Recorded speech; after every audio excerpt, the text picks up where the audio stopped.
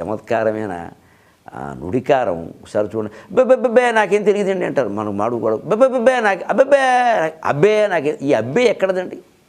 పైగా అబ్బే అని ఓసారి అన్నారు అబ్బెబ్బెబ్బెబ్బెబ్బే 3-4 సార్లు. ఎందుకు ఎక్కడి నుంచి వచ్చింది ఇది? దీనికి గమ్మత్తైన కథ ఉంది. ఒక ఊళ్ళో బ్రాహ్మడు ఉన్నాడు.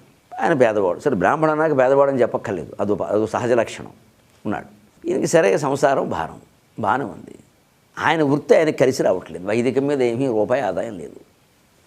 ఏదో పిలవడం అండి మీ తపశ్శక్తి వేదానికి మేము ఏమి ఇవ్వగలమని ₹10 చేతిలో పెట్టాం. ఇలాగే ఉంటాయి మాటలు. మరి ఏమి ఇవ్వగలమంటే ఎంతో కొంత ఇవ్వాలా వద్దా? ₹10 ఇలాగే ఉంటాయి మాటలు, గొప్ప మాటలు. మేము సరస్వతి కటాక్షాన్ని మేము కొలవాలి. బాగుంది. పెద్ద స్కేల్ కాకపోతే చిన్న స్కేల్ పెట్టినా కొలవాలి. ఏమీ కొలవకపోతే మేమేమైపోతాం? కొలవకుండా పండును కొలవకుండా పండితులు ఎలా ఉంటారండి? కొలవకుండా పండు తినడం సాధ్యం కాదు. కొలవకుండా పండితులు ఎలాగా? ఏదో పెట్టి కొలవాలి. ఆ కొలిచి ఇచ్చింది ఏదో ఇచ్చి సమృద్ధిగా ఇచ్చి తర్వాత ఏదో మేము ఇంతకంటే ఇవ్వలేమంటే అది వేరే విషయం. అంతేగాని ఊరికి ₹10 చేతిలో పెట్టి మేము కొనగలం ఏంటండి? తమలపాకుతో సరిపెట్టుకోమంటే వాడు బతుకు తమలపాక. అన్నం తిన్నాక కదా తమలపాకు వేసుకునేది. ముందు తమలపాకు వేసుకుంటే ఆకలిలా తీరుతుంది.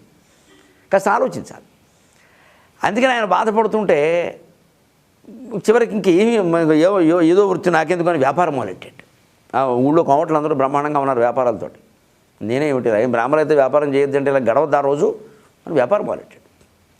చిత్రంగా ఆయన మంచివాడు. పేదరికంలో కూడా ఎవరిని మాయ చేయలేదు, ఎక్కడా దొంగతనం చేయలేదు, మాట తప్పలేదు.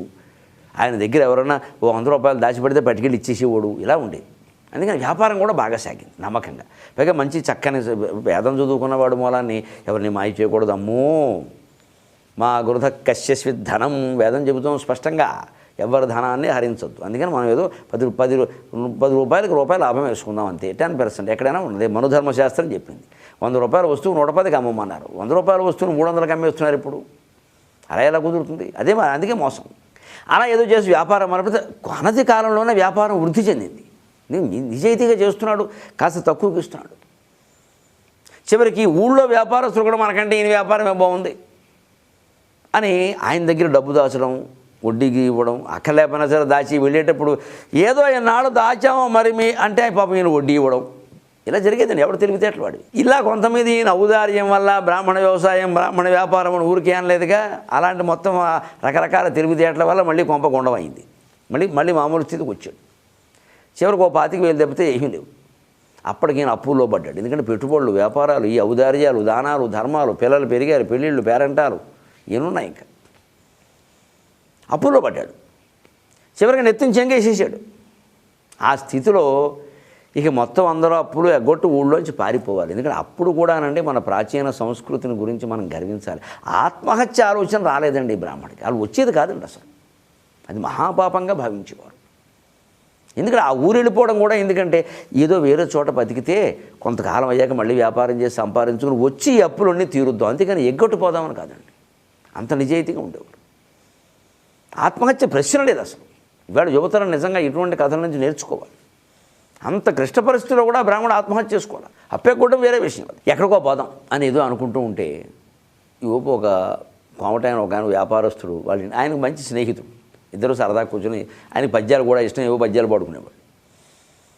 అందులో ఒక పని చేస్తానయ్యా మాకు, అందుకే వ్యాపారం మేమే చేయాలి, మీరు చేయకూడదు, ఎవరు చేసే పని వారు చేయాలి, అనవసరంగా అన్ని ఊరికే ఓవరాక్షను నువ్వు అని పోన్లే నా స్నేహితుడు కదా నేను ఓ పని చెప్తాను విను, మాయలు చేయడం కూడా తెలిసి ఉండాలి అని అన్నాడు. ఓ పని చేయి, నేను ఊళ్ళో ఒక ప్రచారం చేస్తాను, నీకు పిచ్చెక్కిందని చెబుతాను, బాధలో పడిపోయాడైనా పిచ్చెక్కింది, ఇంకేం చేయలేడు చచ్చిపోదాం అనుకుంటాడని చెబుతాను నేను. నువ్వు ఓ పని చేయి, ఎవడొచ్చినా సరే బెబ్బే అను, ఇంకేం అనుకో, ఏమయ్యా నీకు పిల్లలు బాగున్నారంటే బెబ్బే అను, నా బాకీ అండి బెబ్బే అను, ఏమిటి అలా ఉన్నాడు బెబ్బే అను, ఏమడిగినా సరే బెబ్బే అను, ఇంకేం మాట్లాడొద్దు చెప్తున్నా, కొంపలు అంటుకుపోతాయి. అలా ఉండు, ఒక్క నెల ఉండు, ఒక్క నెల నీకెందుకు, నేను చూసుకుంటా మిగిలింది. వ్యాపారస్తులు వాళ్ళ తెలివితేటలు వాళ్ళకు ఉంటాయి.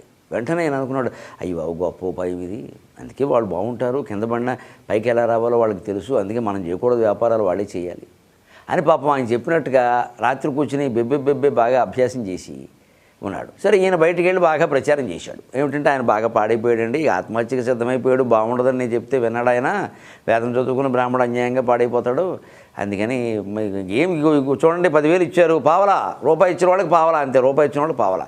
కొంతమందికి అయితే బేడే, మీరు కాదనుకుంటే మీ ఇష్టం, ఆ పావలా బేడా కూడా రావు, మొత్తం పోతుంది. మొత్తం పోవడం కంటే అదే మంచిది కదా.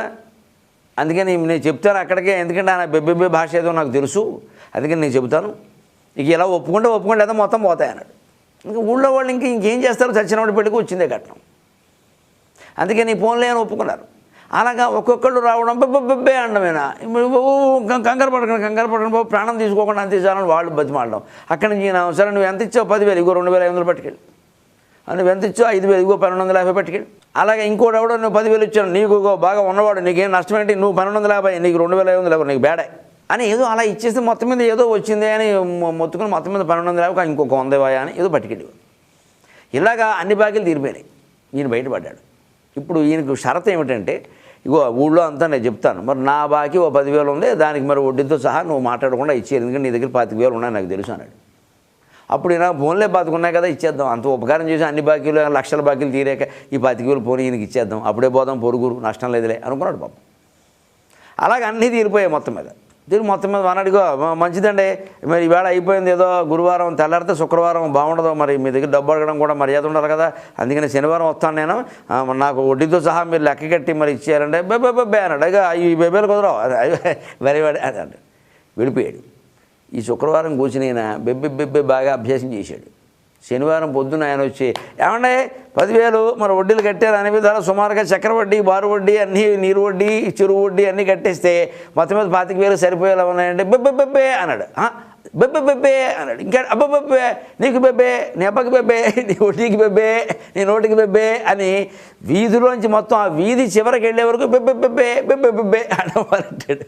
అక్కడికి ఏంటా అలా ఆడతాం బాగా చేస్తున్నాం అంటే ఊళ్ళో వాళ్ళు వచ్చారు. ఏమయ్యా ఏంటి మాకందరికీ చెప్పావు, నీకు బుద్ధి లేదా, మాకేం చెప్పావు నువ్వు, ఆయన బాగా బాధపడుతున్నావు, ఆయన రాత్రి ఏదైనా ఊరేసుకుంటే నీదే పాపం అంతాను, బెబ్బెబ్బెబ్బే తప్ప ఏం మాట్లాడలేదన్నావు, ఇంకా ఆయన ఊరికే పొడుస్తావేంటి, మా బాకీలు మేము వదులుకోగలేదు, నువ్వు వదులుకోలేవా, అది కాదయా జరిగిందంటే ఇప్పుడు తేలుకుట్టిన దొంగ చెప్పడానికి వీల్లేదు. అయితే మాయ చేసావన్నమాట, మాకు నీ బాకీ ఏమో నువ్వు వడ్డీతో సహా తీసుకుంటావా, మాకేమో పావలా బేడా ఇస్తావా అని వాళ్ళు ఇప్పుడు ఈయన దాన్ని ఇస్తారు.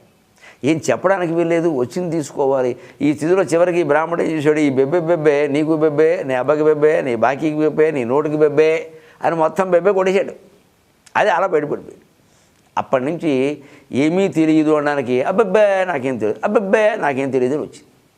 ఈ జాతీయాలు చిన్న చిన్న అక్షరాలు, చిన్న పదాలతో ఏర్పడినట్టుగా ఉంటాయి కానండి, వీటి వెనకాల రామాయణ భారత అంత కథలు ఉన్నాయి. అసలు అవి తెలుసుకుంటే అసలు జాతి జీవన విధానమే కాకుండా అసలు ఒక్కోసారి ఆపత్ సమయంలో ఎలా బయటపడవచ్చు, అందులోనే నిజాయితీగా ఎలా వ్యవహరించవచ్చు, ఏదో మనం ఏదో ఉపాయం చెబితే ఆ ఉపాయాన్ని మన మీదే ఎలా ప్రయోగిస్తారు, దాని నుంచి ఎలా తప్పుకోవాలి, ఇవన్నీ లౌక్యమే కదా.